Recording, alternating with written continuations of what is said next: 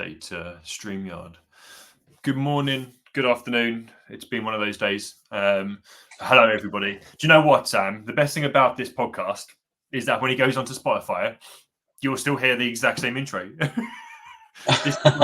Nice. It's so authentic. It doesn't get cut up. It doesn't get touched. It goes up as a raw conversation, because I think that's what people enjoy most, right? Totally. It's a brilliant opening, my friend. Like, people just want to hear, like, people don't want polished anymore, do they? They want kind of the warts and all, right? Yeah, 100%. Awesome. 100%. That tees us up well for this chat then, doesn't it? Yeah, 100%. Love about that. honesty and being a good trustful leader. Bring your warts and all. So what we'll do, dude, is we'll give it kind of 90 seconds to get people here, because people will hopefully join us.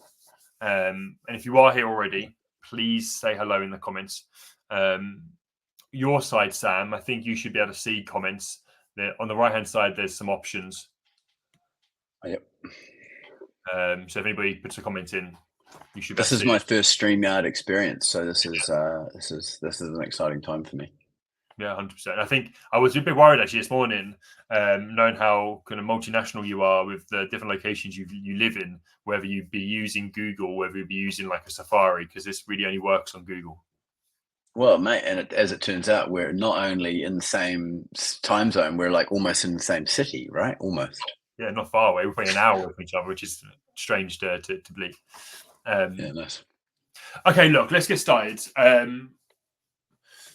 So what I'll do is I'll get myself out of the way, because then we can talk about you and talk about all your advice and all this great stuff, and hopefully get some really great questions, hopefully from myself and from some of the people here.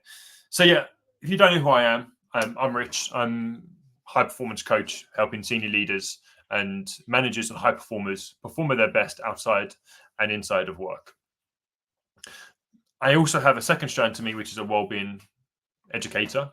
We help companies educate their people in how they look after their health and well-being and thrive from an energy standpoint and a performance standpoint by the behaviors we take, etc. So yeah, two parts. If you want to know any more about that, please let me know. Otherwise, that's me done. Now on to the interesting person, because you've probably heard that enough times if you follow this regularly. So Sam, welcome. I think you're very interesting, and thank you. I definitely think you're very interesting. One of the most interesting things about you was how tall you are, because I didn't realize how tall you were. And when I met you in person, I'm not the tallest chap out there. Like, I'm 5'9", so I think that's considered average height. I met you, and I was just like, damn, brother's tall. But it's funny because you meet. Exactly, you can't tell when you're on Zoom, can you? So, mate, thank you for the welcome. Shall I give a little intro? Yeah, rather than me, I'll let you do it. I'm going to turn this on its head slightly. I want to talk about who I am rather than what I do first. So I'm a brother, a son. I'm from New Zealand originally. I call Aotearoa New Zealand home. I'm also a British citizen. I'm also a Portuguese resident, and I flitter between London, Portugal, and the United Arab Emirates. I love to surf, although I don't do much of it these days. I love to be in the water. I'm a really bad paddle player. And I also, fun fact, like, I can play the guitar and sing, and I used to be in some bands, and I used to act. So, and I'm actually considering going back to that because, it's fun. So that's who I am, and what I do is I'm a team and executive coach. I have an agency called Braver Leaders. We work with CEOs, generally speaking, CEOs and senior HR professionals to improve their team performance. So we create a space where teams can be aligned and connected so that they might perform. And our purpose at Braver Leaders is to help the world experience the joy of being in a great team. And so we're quite specific in that we generally work with either teams or groups. And I say all groups because sometimes people come to us and say, my team's not performing. And the first conversation we'll have is, well, it's not, because it's not a team. And so, yeah, that's what we do. I also research. I am a perennial studier, and I love a good certificate, as I said to Charlotte Stebbing Mills. And yeah, I think is that enough. How did I do? Yeah. Points out of 10. Points out of 10, 9.5. Oh, not bad. So room for improvement, but not perfect. You got it. Room for improvement, but pretty good is what I meant. Sorry. There's always room for improvement there. There's always opportunities to progress. Dude, good. Yeah, no, look, you said I'm interested. I think after that introduction and to all the cool things you do, you kind of disprove that fact straight away. Everyone has interesting things about them for sure. Yeah, for sure, 100%. I'm just messing. Look, I'm really interested to hear. I think as we're both into leadership or leadership kind of performance and leaders excelling or management, however you look. I know we're going to get into like a title of leader in this in a little bit more detail, but actually just helping people kind of thrive and be a bit braver within their role as a leader, whether you're a manager or whether you're just a high performer or an employee. So it'd be good to understand first off a little bit about your story. You have a really interesting and incredible story to why you are where you are today, which ties all that introduction up, I think, really nicely. So it'd be good to hear that story, so people know who they're talking to as well and why you are here. Yeah, nice. Great. So that's going a bit deeper on who I am, right? And so about 6 years ago, in fact, 6 years ago in 11 days, I got clean and sober. So I had a real issue with drinking. And when I drank, I would also use recreational drugs. And I was for the majority of my 20s and 30s, I had that issue. Everything on the outside looked pretty shiny. I had a good job. I had succeeded in the workplace, and I was also studying. But on the inside, everything was kind of falling to bits, really, because I couldn't figure out how to control and regulate the use of alcohol mainly, and as I said, recreational drugs. And then in 2018, sorry, I lost a job. I was fired because some people that I worked with noticed that I was doing that on a night out and took exception to it, and mentioned it to HR, and I was fired. And I get a myriad of responses to that. But my belief is it's the best thing that ever happened to me, because somebody took a stand against the kind of bollocks that I was putting out into the world, and made me self-reflect, forced upon me some change. And I honestly, like, sometimes think, well, what would happen if that hadn't? What would have happened if that hadn't have happened? And it makes me very grateful for it. And so, yeah, it gave me some time to stop. I took 3 or 4 months almost to kind of go, what am I doing? I did come back to the UK and went back into another job, but the bug had been kind of set about in terms of going, okay, I'm passionate about teams. I had learned that in some study I'd done in New Zealand. I'm passionate about I'm mystified by how they perform more effectively, and I want to follow that route. And in that reflection time, I wrote a course. I sat and kind of figured out, well, how am I going to do that? And then I came back to London, and my poor unsuspecting friends who are leading businesses in London were preyed upon by me, who kind of came in and went, right, so let me try this out on your teams. And to my surprise, the majority of them said yes. In fact, I think all of them said yes. Nice. And so I started practicing what I was doing, thinking, okay, how are we gonna bring this into teams?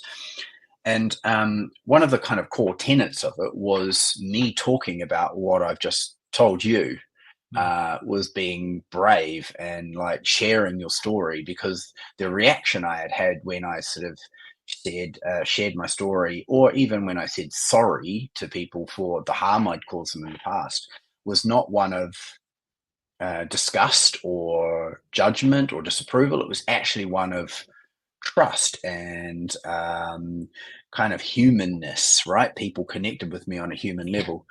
And so, yeah, that was kind of the beginning of Braver Leaders. And that was, yeah, almost 6 years ago now. So yeah, how's that for an intro to that? Yeah, decent. It's not. Yeah, congratulations for nearly 6 years as well. What are you doing to Thanks. celebrate? Absolutely nothing. It's not something I actually celebrate. No. So no, not really. So when I say I got clean sober, I went through a 12-step, right? Like I went through a 12-step recovery. And so the belief in there is that, you come in there powerless because you are, right? And so that the actual change comes when you go, I've got no power over this. I need some help outside of me. And so then you start believing in something bigger than you. For me, I believe in the waves. Agreed, Sambo. Agreed. Love that. Sam saying vulnerability is the greatest superpower a leader can have, and I couldn't agree more, right? And that's exactly where we got. That's where we kind of kicked off with Braver Leaders. So yeah, I don't celebrate it, mate, but because it's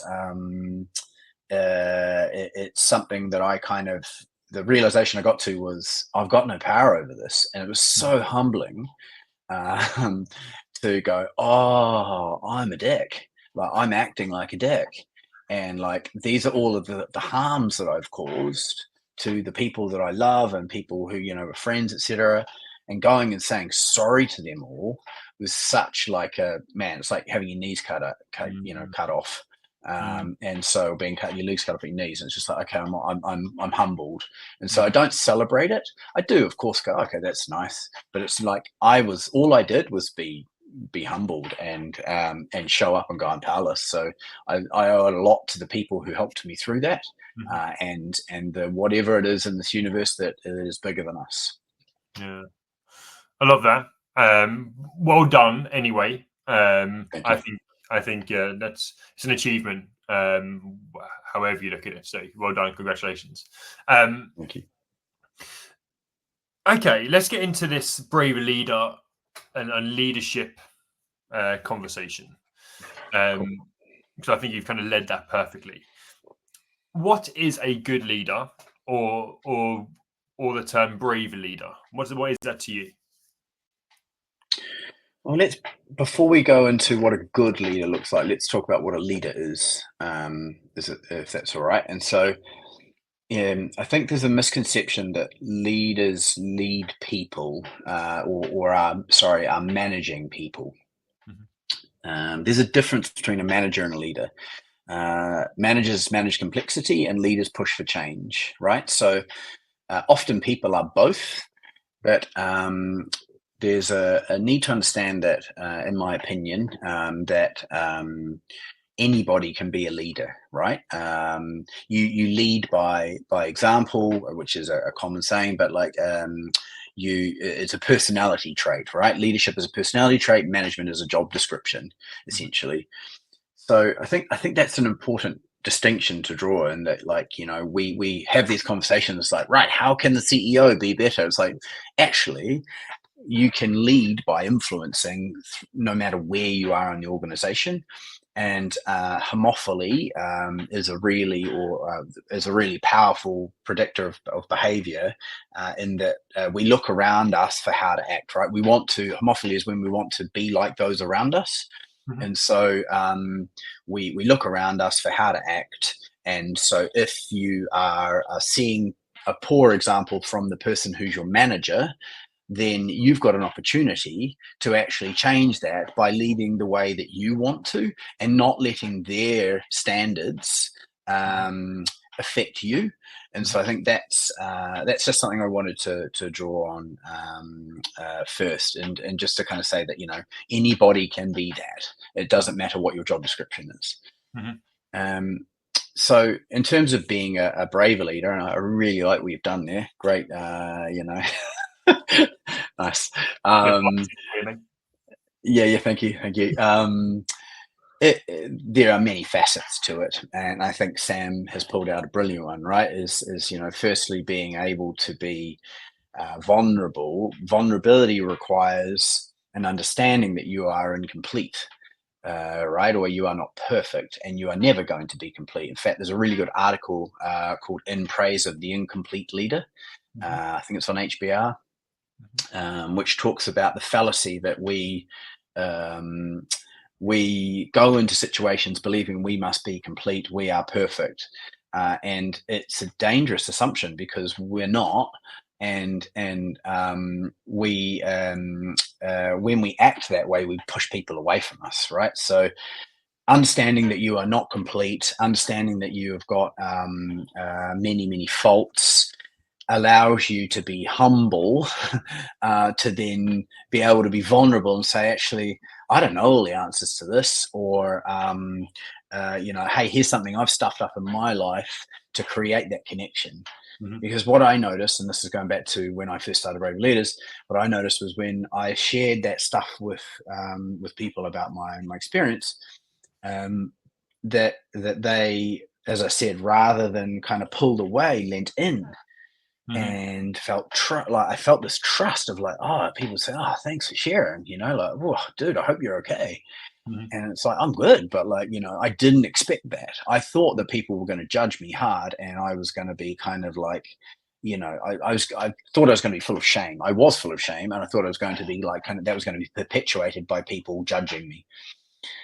So yeah, humility, and knowing your faults, and therefore being vulnerable about those is a pretty core tenet that we believe in, and I think is fairly widely shared around the world.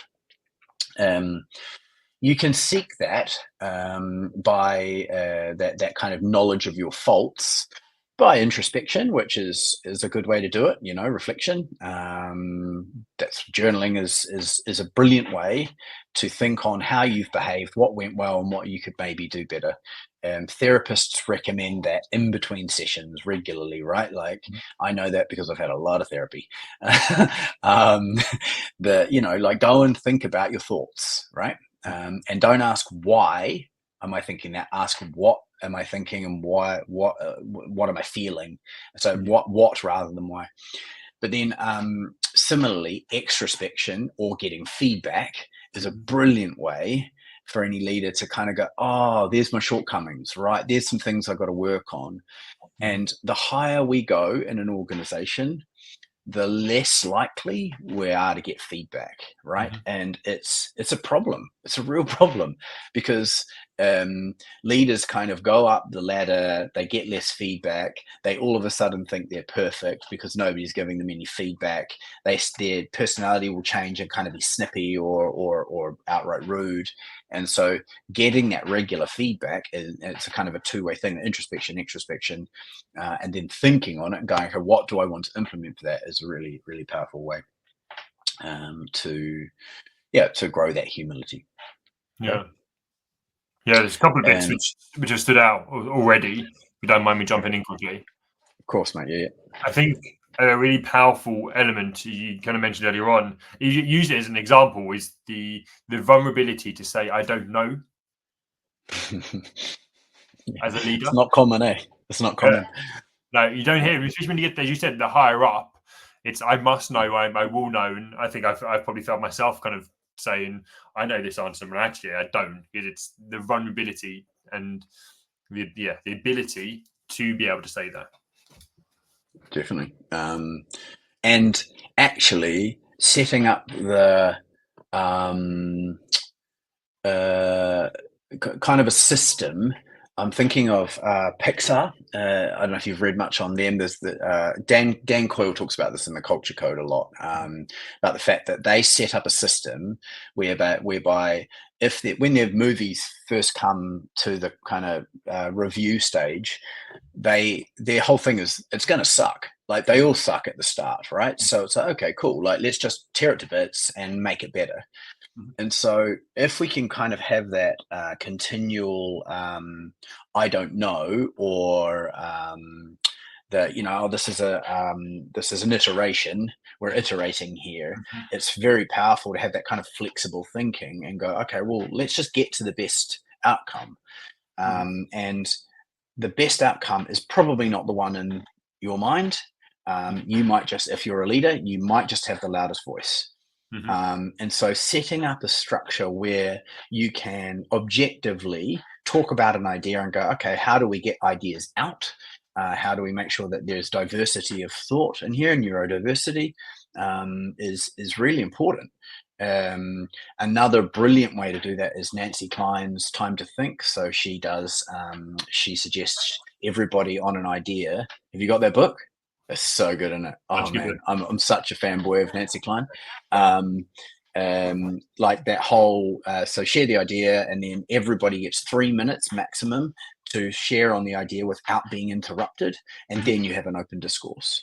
So yeah, just like that ability to kind of attach some sort of rigor around, well, how do we think about things without, and hold our needs tight, but our strategies for getting there loosely. Yeah, that's awesome. Yeah, no, I found that book super helpful in regards to meetings and actually getting a strategic answer and kind of overcoming challenges, right?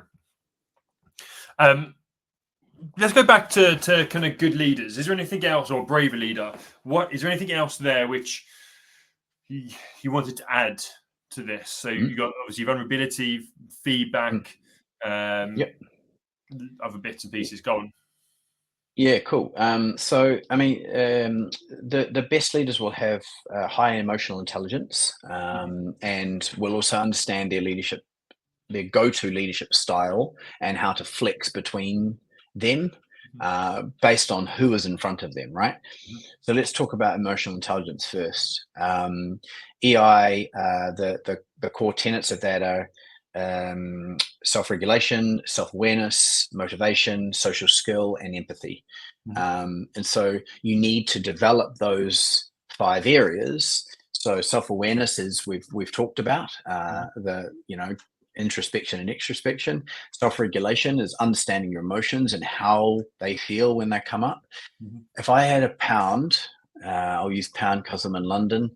For every time I'd heard, "Oh, I don't get emotional," I assure you do. People have learned, and I'm guilty of this, and definitely in my past. But no, just squash the emotions, right? I'm an emotional character, very emotional. Like, I show my emotions, but lots of people have kind of been taught to quash them, and so they're both. Neither of them are good or bad. They're just coping strategies, right? And so mine was different. Mine was to get very angry, and others are to squash it down, right? So understanding your emotions, emotional literacy, and being able to go, "Oh, I'm feeling that right now," not "I am that." Because you are not sad, you are feeling sad. Okay, I'm feeling sad. Where am I feeling that in my body? Okay, that's, I'm sounding really like composed now. If I'm actually feeling sad, I'm like, whew, I'm feeling sad. Okay, it's all right. I'm just going to go for a walk and to clear my head, and then I will come back and regulate, right? So being able to regulate is really important. Motivation, so being able to motivate yourself but also others around you. So and that's the ability to motivate when you don't feel like it. So you will know a lot about this, and being in performance, intrinsic and extrinsic motivators both work. Intrinsic are generally more powerful because it's you really care about it, right?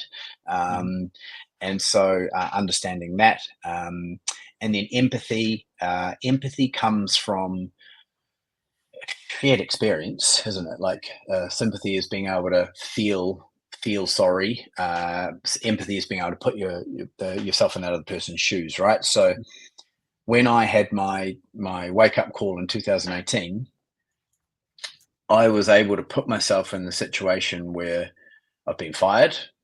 I've stuffed up. I know how scary it feels for employees or team members who are going through that stuff now.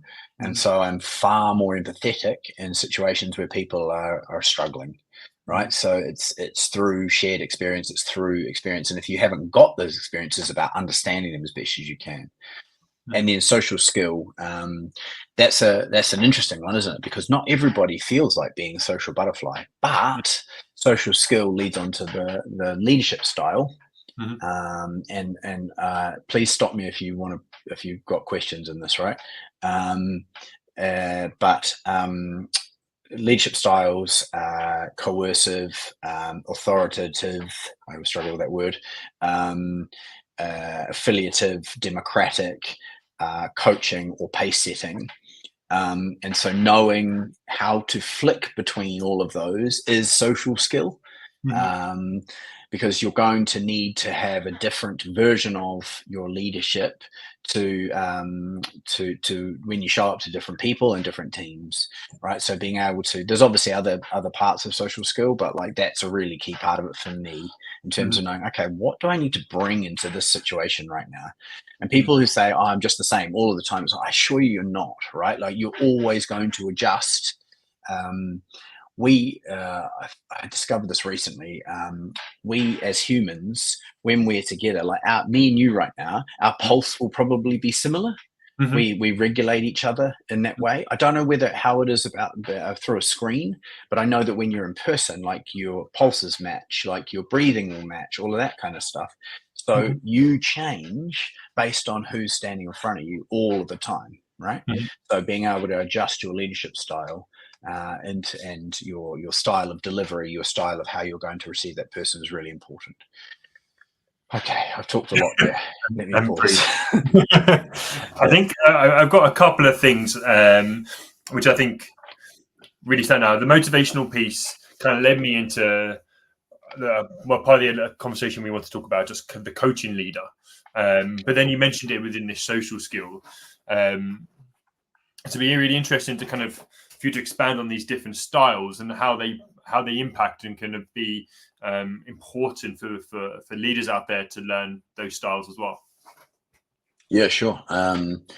Okay, so let me start with the two which are often seen as less desirable, which is coercive and pace setting. So coercive is do as I say, right?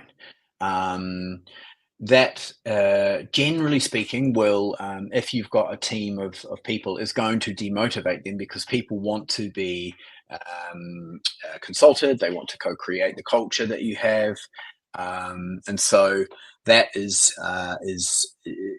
not that great in organizations most of the time. That said, if the building's on fire and somebody's yelling at you, get out, that's coercive style and it's really effective. In a turnaround situation, right? Like, so you've been brought into an organization to turn the organization around. I know a guy in the UAE actually who that's his job.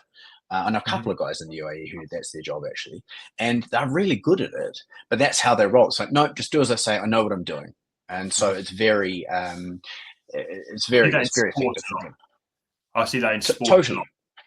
Yeah, and that's interesting to me because I think it fails to raise self-awareness, and I think that's one of the biggest things as leaders we can offer somebody else is to give them feedback on what they're doing and their performance and help them improve themselves, right? And so for example, let's say you're a coach of a swimmer.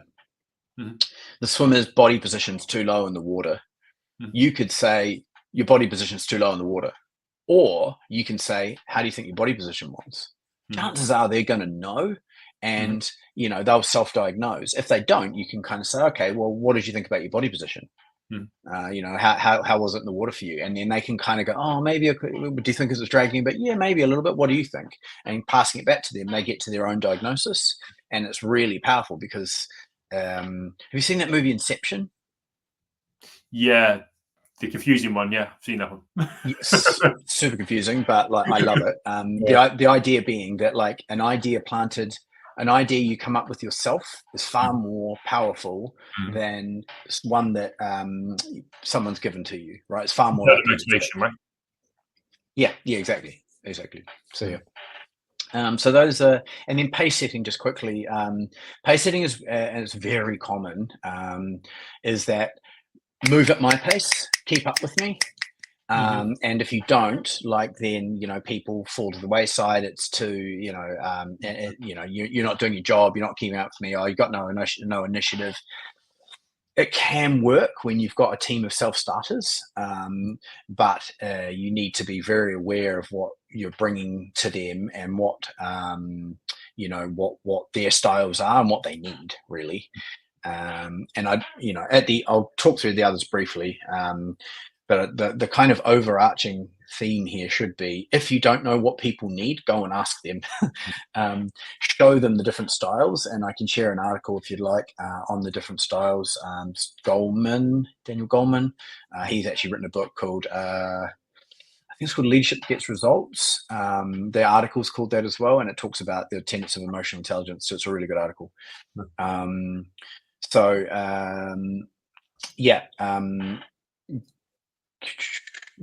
I was going to say. So put those in front of people and kind of go, which do you think you prefer? And let them kind of self-select is really powerful. Yeah. Okay. So the others, go for it, mate. Yeah, please give me a break. The one thing with these styles, and it keeps coming back to me, and it comes back to me, I think, of leadership. And this is how my brain works being a sportsman, is from the Alex Ferguson way. Each individual you work with needs a different style of leadership or communication or support.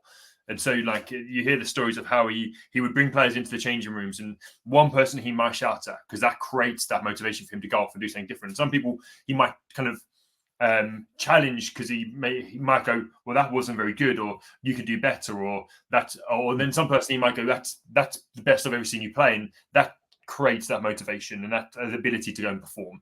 So each person has a different style, and that's the thing that keeps coming back to me on this as a leader, is like that ability to understand individuals in a team. But you don't do that without some of the psychometrics and then the ability for them to understand their strengths and the way they work. And so as a team, as a collective, your role as a leader has an element of how you lead, but as a team, the people in that team also need to know how they then perform and be part of that team well as well. Yeah, definitely. I think psychometrics can help. They raise awareness, right? Like, this is all about raising awareness. And I think you need to raise your own awareness on what your team want. So by asking them and saying, here's the different styles that I might flip between, what do you prefer? Is a great place to start, right? I had this very conversation this morning about setting up, and this is really a core tenet of effective leadership, is setting up relationships for success, right? How often do you go into a work relationship thinking, okay, great, I need to make sure that this relationship is actually really set up for success? Most of the time, I would argue that people go into the relationship going, I do this job, you do this job, let's do our jobs, and let's just make sure our jobs are we intersect enough on our jobs. But a simple discussion around, okay, how do you want this relationship to work? What would success look like for you? And co-creating a relationship is so effective and so fast. It feels initially like, oh, I have to do an extra step, but okay, we've agreed that we are going to meet once a week on a Tuesday for 30 minutes. We're both going to come with this stuff prepped. Our communication in between those meetings is done this way, blah, blah, blah, blah, blah. And you just got this whole kind of set of agreements that you can then refer back to and go, well, hang on a minute, we agreed on this. If it's not happening, we agreed on this. Do we need to change that? It's such a simple way to operate, right? And very, very seldom is it done. And also it's in your own, as an employee, you're also in control of that. And the self-determination theory shows us we need that control of how we work. Different. And when you're given that the actual authenticity and the trust to perform at your best, I think a lot of people maybe don't have the ability to trust our employees or trust that they are going to want to work at their best as well. But when you give them that trust and show that is there, you'll get that. But when you were talking there, it really reminded me of like performance review periods. And actually, it doesn't need to be a performance review when you create a relationship where that's just the bed of your relationship. Consistently challenging, consistently self-development, consistent progression in the places you're going and the way you work with the managers. You don't need to do performance management because you're consistently performing better because every week you're setting new goals and challenging yourself, right? Definitely. And it takes a lot of skill as a manager to implement that, because it's a lot of work, right? And most organizations, let's have it right, don't have the resources to work that way. And so I just want to be careful that we're not, because it's easy to fantasize, right? And go, well, it is the perfect world where you are given feedback pretty much every week almost to go, okay, that was good. What can we do better? Great. Let's crack on. The majority of organizations do annual, biannual. Good ones do kind of quarterly, better monthly. I mean, I shouldn't say better maybe, but that's my opinion. It's just underline that, that it's better to kind of have those corrective discussions along the way, because what happens if you get to 6 months in and the person's been doing the wrong job for 6 months?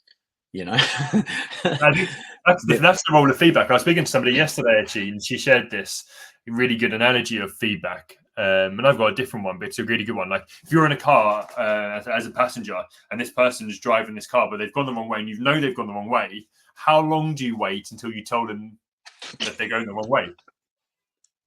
Bro, I wouldn't wait at all. but like in real life, you wouldn't, right? I mean, you're going the wrong way. You're turning the wrong way. No. Oh my God, you're turning the wrong way.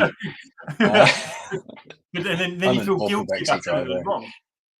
Yeah. You know what I mean? It makes sense, doesn't it, to tell somebody and work with somebody to get them in the right direction. Yeah, definitely. Yeah, but I think the thing is, right, like, context matters. And this is kind of this is my punchline of all of this, right? Is context matters for everything and everyone. And so, we'll apply this stuff to your context. Like working with regular performance reviews, get them in there as regularly as possible, but make sure you apply it to your context. Going, well, I also don't want to burn myself out because all I'm doing is performance reviews or development plans or things like that, right? So yeah, it's important to consider that. Yeah, for sure. Do you want me to finish the other leadership styles briefly? Yes, please. Yeah, sorry. Sorry, sidetracked. I don't want to leave people hanging on that. So the others were authoritative, which is follow me. So they set the vision and then kind of bring people along for the ride. Democratic, which is, as it sounds, it can be asking for everyone's opinion, can be considered quite slow and a bit death by meeting. So the key is to think about your decision-making process before you use the democratic style. So, okay, what's the decision that needs to be made? Who actually needs to be informed? It's a really good podcast by McKinsey, which is called To Make Better Decisions, Have Better Decision-Making Meetings. So you can search that on Spotify and it's on there, and they talk about a really good structure for making better decisions and meetings. Then there's affiliative, which interestingly, been doing a bit of reading in this recently. I'm writing a book with a friend about gendered leadership traits, and looking at affiliative and democratic. They're often viewed as feminine leadership traits. There's this interesting thing coming up of androgynous leadership, where you need to be able to flex between all of them, right? So you don't actually want to favor any of them. But affiliative is transformational, like bringing people on board, creating a nice environment, getting people kind of feeling good about where they are, being psychologically safe is super important. Is it all you're going to do? No, you should do the others too, right? Then we've talked about pace setting, and then coaching it's more about self-development coaching. So it's not really task oriented. It's more reflective of going, okay, so how do you think you did on that? Okay, interesting. What are your goals in this? Where are you heading? Where do you think you went wrong? And allowing people to self-diagnose. Which and also seems a little bit like the other one, a bit of a slow process, but a process in the long term has a bigger influence. Definitely. It's this whole teach a person to fish, give a person a fish, right? Like it will take you a bit longer initially. I don't actually think that much longer, but I have nothing to back that up. So I think, but yeah, eventually you will see a team and people who are more able to answer their own questions, which is much faster. right? So yeah. Yeah. That's the overview of the 6. Yeah, wicked. No, I think they're super helpful to understand those, and to also share them with really good examples as well. Hopefully, that kind of helps people listening understand that actually a good leader can flip between the different styles and not just to be in one. Yep. One of the things, I guess, I mean, we haven't followed my outline at all, which is good because probably means it's been a better conversation. But one of the things I kind of guess we've spoken about managers and leaders, and I guess let's look at what bad management is, and then figure out, okay, well, we've got this bad manager and we've created this picture. How then can we create a good manager out of that person? So if you're a manager, you maybe think you need to improve. What can you do? Interesting that we've flipped into the discussion about managers in terms of leaders. Did you do that on purpose? Nice. Okay, interesting. Or bad leaders?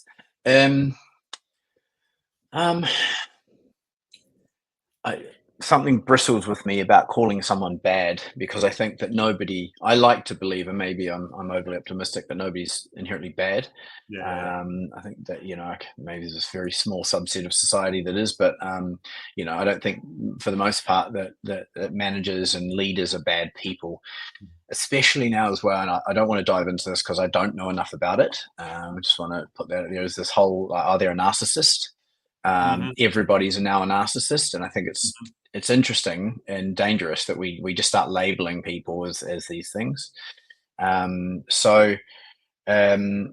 What might not the most healthy behaviors be, perhaps, is a good way to frame it, right? Styles. Yeah. So I often will refer to the SCARF model by David Rock. And so that SCARF is status, certainty, SCA, autonomy, relatedness, and fairness. Just had to think about how to spell SCARF. It's a big day. Where Dr. Rock poses that when those things are either threatened by these certain behaviors, or promoted, or rewarded, then people will move either into a threat or a reward response, right? So status is when you criticize someone publicly. Is really not great, unless you've contracted or agreed with them that you're going to do it in a team setting and they have said yes, that's fine. I want to bring this up as an opportunity to learn that kind of thing. You need to have a discussion with them first, though, and make sure that they really mean that. So the whole idea is criticize or give critical feedback in private and praise publicly is generally the rule. It is a general rule. All of these are general. Criticizing people in public is not generally ideal. I've seen some people have that happening to them quite recently, and it's just not nice. People, it really messes with people's head, make them very anxious. Certainty is clear goals. So when there's ambiguity in your organization, so if you can't be clear as a manager or a leader on where it is you're heading and what you actually want from people, it's going to send them into a threat response. Autonomy, fairly simple. Micromanagement, constantly. So you've actually said this, right? Like trusting people to make their own mistakes and then coaching them. And coaching doesn't mean giving advice. That's mentoring. So coaching means, what happened there? Oh, interesting. Where do you think you went wrong? Okay, what would you do differently next time? Right? What's the worst that happens if somebody makes a mistake? Most organizations, and I say most because not all, if you make a mistake, the ramifications are pretty small, right? One of my bosses said to me in New Zealand once, he was like, Sam, this is running a coffee roasting organization. He was like, dude, we're just roasting coffee. We're not curing cancer. I was just like, oh yeah. And it's true, right? Like, I mean, most people are not saving lives, right? Yeah. Like, it might cost a bit of money, but like hopefully not too much. So if you've got the ability to let people make mistakes, let them, because they'll learn faster, right? So that's autonomy. Relatedness is about coaching and mentoring. So how do you actually relate to person, and kind of this is where we could bring up some chat around attachment styles. So knowing the attachment styles of your employees. Are they an anxious person? Are they trying to people please all the time? Are they an avoidant and actually avoiding conflict and need space? Or are they maybe secure, and just kind of knowing which leadership style to give to them, knowing how they are as a human, and then kind of relating to them in that way. And then fairness is about transparency. So giving people as much transparency as you can in an organization. And again, I want to stop short of saying all the transparency, because some organizations choose not to share salaries, for example, or pay grades or anything. My opinion is that you should give as much as you can to show people where they're at. And it's essentially saying to people, here are our standards. Here's where you are. We believe you can get there, and here's the steps to get there, right? And so that's fair treatment for that. Does that answer your question? Yeah, really, really well. Thank you. I got so much. Look, these calls normally, or these sessions are normally about 45 to an hour long, and if I don't begin to pull this to an end, I feel like we could potentially make this 2 hours long. Because I'm really enjoying this, because it's right up my energy kind of street as such, and learning street. Awesome. But I'll begin to round this off a little bit. One of the things I think I'm taking away from this most, and I kind of knew this anyway, is because this is what I do as well, right? But from the way you say it, and I think it's good to share again, is that good leaders understand their people and will create an environment that allows them to thrive and will challenge them in the right way. So the different styles of leadership, using those styles for different people and in different situations, but also understanding, as you said, the different personality traits.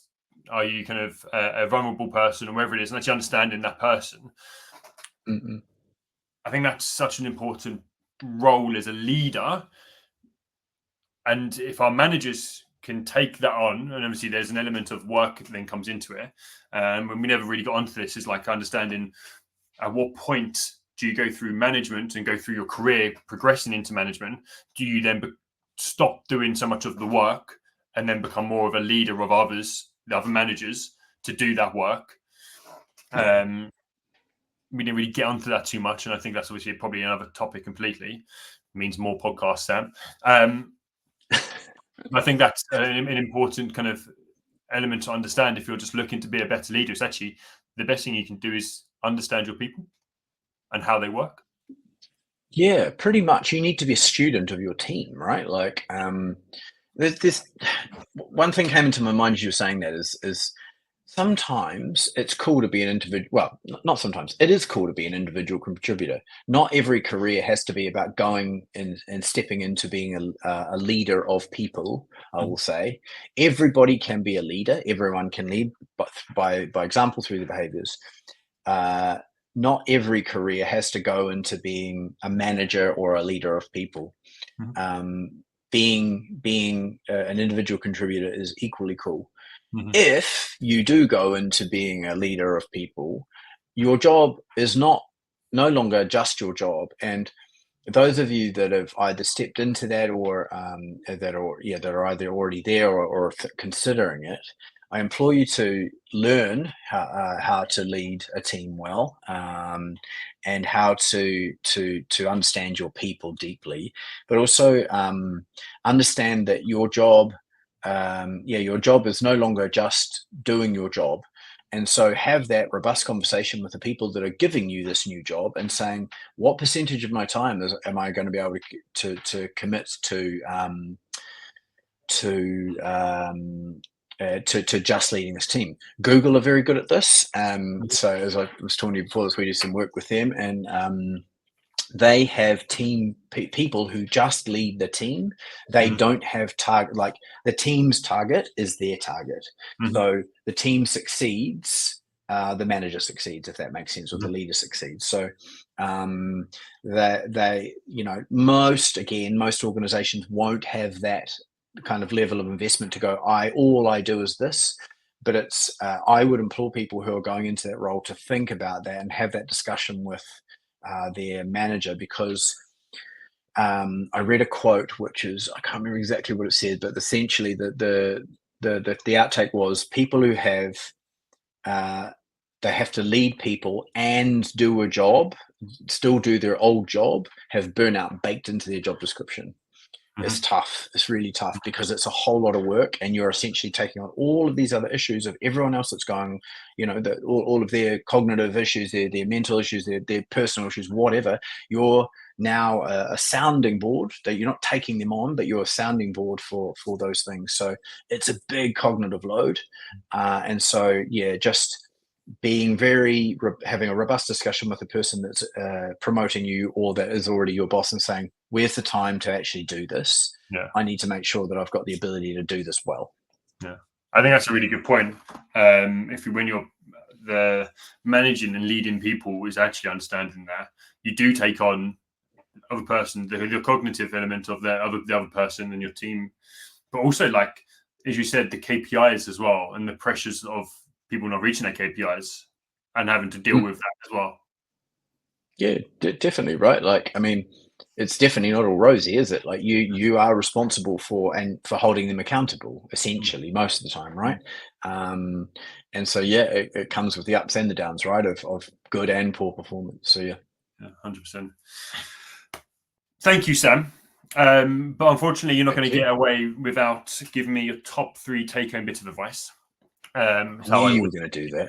I knew you were going to do that. One of those. How do I boil that down to 3? I've rabbited on for like 50 minutes. Good luck. Number 1 bit of advice: talk less.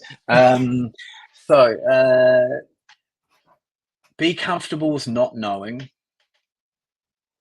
Being humble and being comfortable with not knowing all the answers is a key skill as a leader.